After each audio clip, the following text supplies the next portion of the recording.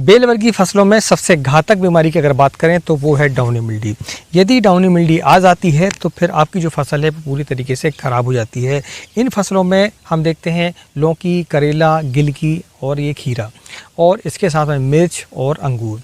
इन फसलों पर downy mildew का अटैक सबसे ज़्यादा होता है।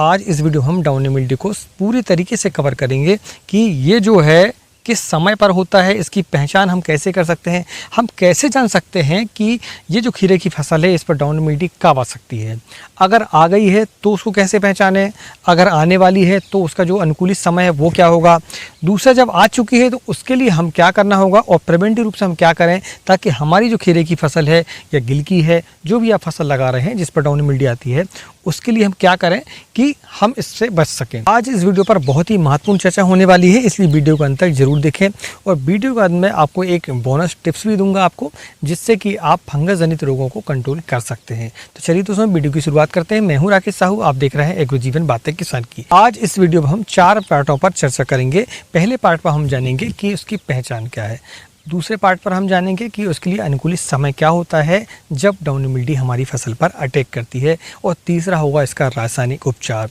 और जैविक उपचार भी हम साथ में जानने की कोशिश करेंगे। तो वीडियो की शुरुआत करते हैं। तो जानते हैं हम पहचान को।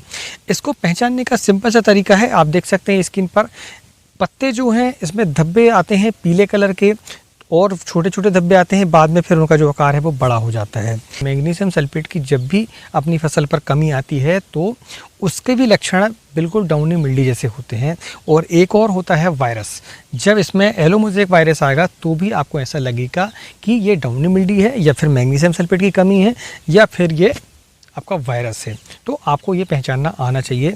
आप स्क्रीन पर देखें।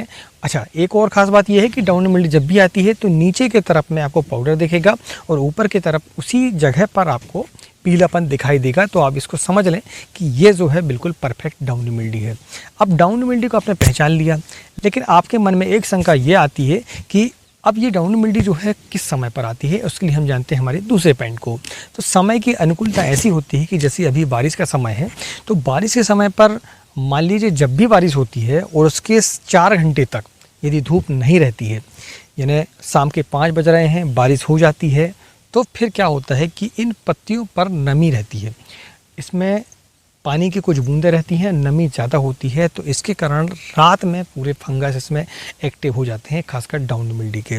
तो सुबह आप देखेंगे कि इस पर जो है इन्फेक्शन आपको ऐसा तो दिखाई नहीं देगा, इसके जो रिजल्ट हैं आपको 7 दिनों के बाद दिखाई देंगे। इसके लिए ये बारिश का जो समय है और रात, ये दोनों चीज़ें ऐसी हैं जो कि एक अनुकूलित समय पैदा करती हैं। यदि आपकी बारिश सुबह 12 बजे हो जाती है, 2 बजे तक होती है, तो फिर आपको डाउनी मिल्डी से चिंता करने की आवश्यकता नहीं है। लेकिन जब भी आप देखें कि शाम के 4 बजे के बाद आपकी बारिश यदि होती है तो फिर आपको दूसरे दिन कोई ना कोई स्प्रे आपको लेना पड़ेगा ताकि आपकी फसल पर इसका इन्फेक्शन ना हो। ये रहा अनुकूलित समय इसका। अब हम जानते हैं इसके उपचार के बारे में, जो कि इस वीडियो का बहुत ही महत्वपूर्ण विषय है, क्योंकि आपने ये वीडियो अभी तक इसलिए देखा है ताकि आप इसके उपचार के बारे में जान सकें। यदि ये वीडियो आपको अभी तक पसंद आया हो तो वीडियो को लाइक करें, चैनल पहली बार आए तो चैनल को सब्सक्राइब करना ना भूलें। चलिए दोस्तों, अब हम जानते हैं पहले कि हम प्रिवेंटिव रूप से क्या कर सकते हैं। तो प्रिवेंटिव रूप से आपको कुछ ऐसे फंगीसाइड हैं जो सिस्टमेटिक होते हैं हमारे, उनका स्प्रे हमें करना चाहिए, जिसमें आप देखते हैं कि जेम्प्रो बहुत ही बढ़िया फंगीसाइड है। आप यदि जेम्प्रो का स्प्रे ले लेते हैं तो फिर अगले 10 दिनों तक आप निश्चिंत हो सकते हैं कि आपकी फसल पर डाउनी मिल्डी का अटैक नहीं होगा। इसमें आप एक्रोवेट कंप्लीट का इस्तेमाल कर सकते हैं। एक्रोवेट कंप्लीट में आप देखेंगे कि आप जब भी स्प्रे करेंगे तो उसके 7 दिनों तक आपको उसके रिजल्ट देखने को मिलेंगे, तो इसका भी इस्तेमाल आप कर सकते हैं। तीसरा, आप इसके लिए CUC का इस्तेमाल कर सकते हैं। आप कॉपर में जितने भी फंगीसाइड हैं उनका इस्तेमाल करते रहते हैं समय समय पर, तो डाउनी मिल्डी प्रिवेंटिव रूप से भी आपकी रुक जाती है और दूसरा क्यूरेटिव रूप से भी आपकी डाउनी मिल्डी जो रुक सकती है। इसके साथ में फिर आप रेडोमिल गोल्ड है, इसका भी इस्तेमाल कर सकते हैं। इसमें सबसे अच्छा जो फंगीसाइड है प्रिवेंटिव रूप से, उसमें है आपका एलिएट। ठीक है, एलिएट में ऐसा टेक्निकल है जो कि प्रिवेंटिव रूप से सबसे ज़्यादा कारगर होता है। सही मायने में ये टोटल सिस्टमेटिक है, ये पौधे पर उसका असर हो जाता है और कुछ ऐसे पार्ट हैं जो अगर रुक भी जाते हैं स्प्रे पे तो वो जो है उसको कवर कर लेता है। तो एलिएट इसमें प्रिवेंटिव रूप से बहुत ही कारगर है, इनका इस्तेमाल आप प्रिवेंटिव रूप से कर सकते हैं। अब बात आती है कि यदि आपकी फसल पर प्रिवेंटिव रूप से आपने काम नहीं कर पाया है तो फिर आप क्या करें क्यूरेटिव रूप से। तो जब भी आपकी फसल पर 4 बजे के बाद बारिश होती है तो फिर आप क्या करें कि उसके दूसरे दिन जस्ट आपको एक्वेशन प्रो या कर्जेट का इस्तेमाल आपको करना पड़ेगा। इसमें ऐसा आप समझ सकते हैं कि एक्वेशन प्रो आप जब स्प्रे करें तब आपकी फसल पर फ्लावर हों, और जब आपकी फसल पर फ्लावर ना हो तो आप कर्जेट का इस्तेमाल कर सकते हैं, क्योंकि ये पाउडर फॉर्म पर होता है।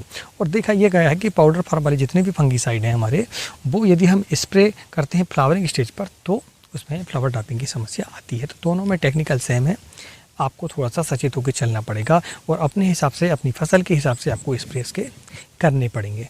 तो ये रहा आपका कि आप सेकंड स्टेज पर जब पहुंच जाते हैं इसकी, कि मान लीजिए आज बारिश हुई है, कल आप क्या कर सकते हैं। ठीक है, प्रिवेंटिव रूप से तो आपको जैम्प्रो वगैरह का इस्तेमाल करना ही करना है।